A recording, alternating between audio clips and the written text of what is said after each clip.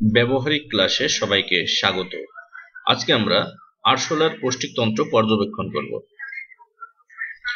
প্রয়োজনীয় উপকরণ: কাঁচি, চিমটা, তুলি এবং সুই। প্রথমে আমরা একটি আরশোলা সংগ্রহ করি। এরপর আমরা কাঁচি দিয়ে খুব সতর্কতার সহিত আরশোলার পাগুলি কেটে ফেলি। এরপর আমরা কাঁচি দিয়ে ডানাগুলিও কেটে ফেলি। আমরা লক্ষ্য করি ডানাগুলো আমরা কেটে ফেলছি, অ্যান্টেনাও কেটে ফেলি। এখন এই যে দুই পাশের যে অংশগুলি, ঠিক আছে, প্লুরন বা প্লুরা, এইগুলি আমরা খুবই সাবধানতার সহিত কাঁচি ব্যবহার করে কেটে ফেলি। এই যে দেখো, এখানে লক্ষ্য করো, এগুলি আমরা ধীরে ধীরে কেটে ফেলি।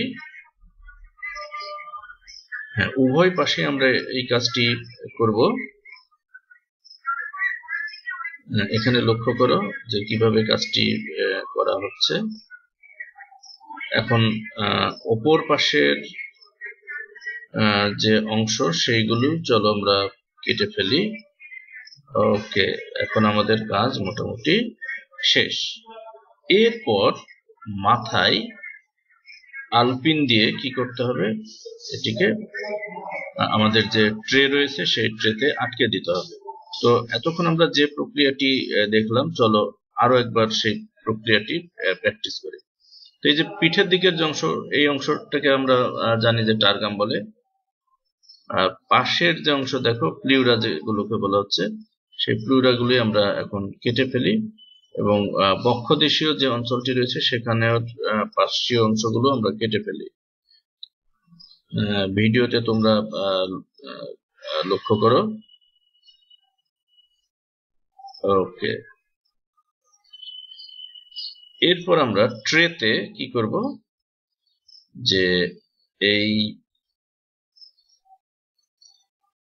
যে পৃষ্ঠ দিকের উপরে রেখে, পৃষ্ঠ দিকটা উপরে কেন রাখতে হবে, আমরা জানি যারা ইনভার্টিব্রেট বা অমেরুদণ্ডী তাদের যে পরিপাকতন্ত্র বলি বা হৃৎপিণ্ড বলি, সেইগুলি সাধারণত পৃষ্ঠ দিকে থেকে থাকে। এখন আমরা যে মাথার অংশে দেখো, সেখানে পিন দিয়ে আটকে দিই এবং পিনটি 45 ডিগ্রি কোণে আমরা রাখি।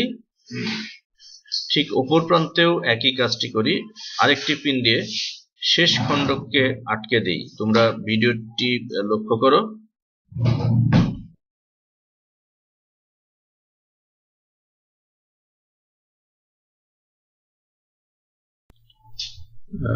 এখন আমরা একটি স্কালপেল নিই। এখন আমরা এই স্কালপেলটির সাহায্যে আমাদের যে কাজটি, সেই কাজটি আমরা শুরু করব। তো আমরা জানি পৃষ্ঠীয় যে দিক, সেই পৃষ্ঠীয় দিকের অংশকে বলা হয় টারগাম, এবং এই টারগামের উপর যে স্ক্লেরাইড গুলি রয়েছে, দেখো টারগামের সেই স্ক্লেরাইড গুলো আমরা স্কালপেল এবং ফরসেপসের সাহায্যে এই যে এইভাবে একটি একটি করে তুলে ফেলি। দেখো, আমরা আমাদের কাজটি ভালোভাবে লক্ষ্য করি।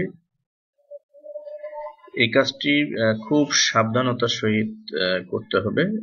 খেয়াল রাখতে হবে যেন পৌষ্টিকতন্ত্রের কোনো ক্ষতি না হয়। খুবই সাবধানের সাথে আমরা কাজটি করি। এই যে দেখো, আমরা কিন্তু যে পরিপাকতন্ত্র, সেই পরিপাকতন্ত্রের অংশগুলি কিন্তু আমরা দেখতে পাচ্ছি। এবং এই যে সাদা যেগুলি এখানে দেখছি আমরা, এগুলি হচ্ছে চর্বি। তো এই চর্বিগুলিও আমরা নিডেলের সাহায্যে আস্তে আস্তে সরিয়ে ফেলি। এই চর্বি সমূহ দ্রুত আমরা সরিয়ে ফেলি। চলো আমরা লক্ষ্য করি কাজটি কিভাবে করা হচ্ছে। এই যে আমরা পৌষ্টিক নালী এখন কিন্তু স্পষ্টভাবে দেখতে পাচ্ছি।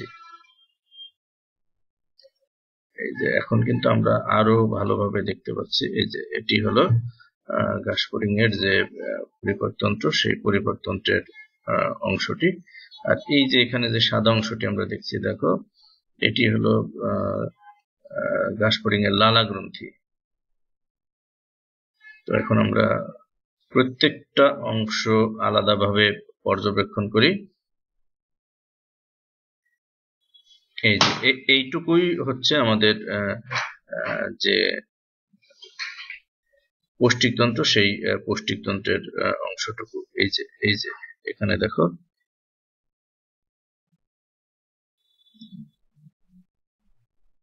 আমরা ভালোভাবে লক্ষ্য করি।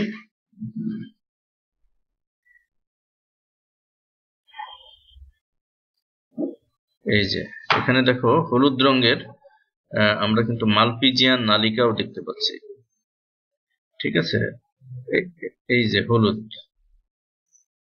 এগুলো হলো মালপিজিয়ান নালিকা, অর্থাৎ মধ্য এবং পশ্চাৎ পৌষ্টিক নালীর সংযোগস্থলে হলুদ বর্ণের কিছু সুতার মতো গঠন দেখি আমরা, যেটিকে বলা হয় মালপিজিয়ান নালিকা। এবং এই মালপিজিয়ান নালিকায় হচ্ছে আমরা জানি ঘাসফড়িং এর প্রধান রেচন অঙ্গ হিসেবে কাজ করে। এবং দেখো অগ্র এবং মধ্য পৌষ্টিক নালীর সংযোগস্থলে এই যে সুতার মতো যে অংশগুলো আমরা দেখছি, এগুলোকে বলা হচ্ছে হেপাটিক শিকা। এখন এই যে ফরসেপস দিয়ে আমি ধরে রয়েছি যেটা, এই অংশগুলি হচ্ছে কি হেপাটিক শিকা। এবং এই হেপাটিক শিকা থেকে কি হয় যে খাদ্য পরিপাকের জন্য যে এনজাইমগুলি রয়েছে, সেই এনজাইমগুলি কিন্তু এখান থেকে নিঃসৃত হয়। তো আমি দেখো এখানে যে আলাদা আলাদা ভাবে হলুদ রঙের যেটি আমরা দেখছি, সেটি ছিল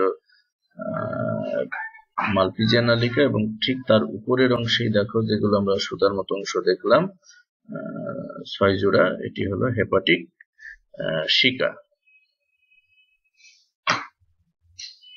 আর এখন আমরা হেপাটিক শিকাগুলো কিন্তু খুব স্পষ্টভাবে দেখতে পাচ্ছি। লক্ষ্য করো,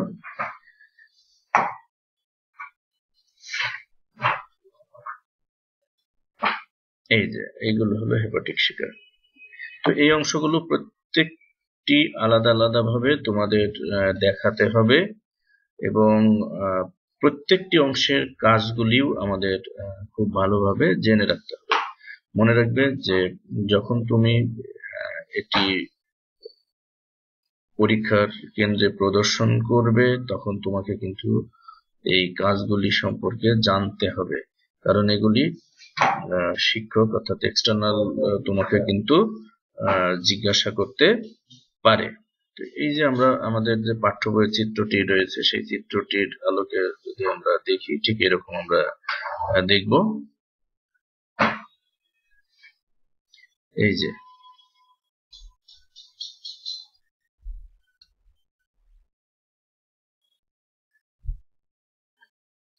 যে এখন আমরা যেটা দেখছি, এই যে আমি ধরে রয়েছি, এটি হচ্ছে লালা গ্রন্থি। এই যে এটি হলো লালা গ্রন্থি, এবং লালা গ্রন্থি দেখো দুই পাশে একটি একটি করে মোট 2টি, অর্থাৎ 1 জোড়া লালা গ্রন্থি থাকে। এবং লালা গ্রন্থিতে আমরা জানি লালা ধারও থাকে, এবং এই লালাগুলিকে ধারণ করে রাখে কিছু সময়ের জন্য, সেখানে লালাগুলি জমা থাকে।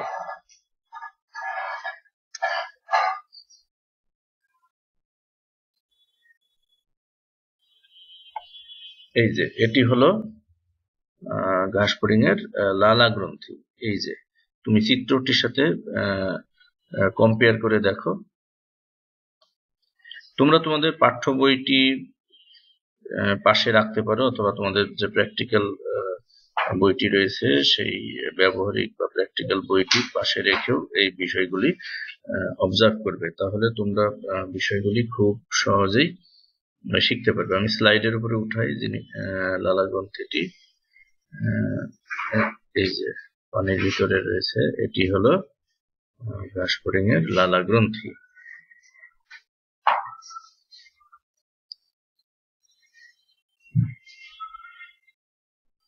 এই যে তাহলে চিত্রের সাথে আমরা কম্পেয়ার করি। এই যে এখানে লালা নালী থাকে এবং লালা নালীটি দেখো যে গলবিল রয়েছে, মুখগহ্বর বলি না কেন, হাইপোফ্যারিংসের গোড়ায় কিন্তু এই যে লালা যে নালীটি রয়েছে সেই লালা নালীটি উন্মুক্ত হয়ে থাকে এবং লালা কি করে খাবারের সাথে মিশ্রিত হয়ে খাবারকে নরম করে। তো এখন আমরা ঘাসফড়িং এর যে পরিপাকতন্ত্রের যে বিভিন্ন অংশগুলি রয়েছে, তো সেই বিভিন্ন অংশগুলির নাম কি কি সেই বিষয়গুলিও আমরা এক নজরে চলো দেখে নিই। তো তার আগে তোমরা এই যে এটি একটু লক্ষ্য করো, এটি ছিল লালাগ্রন্থি।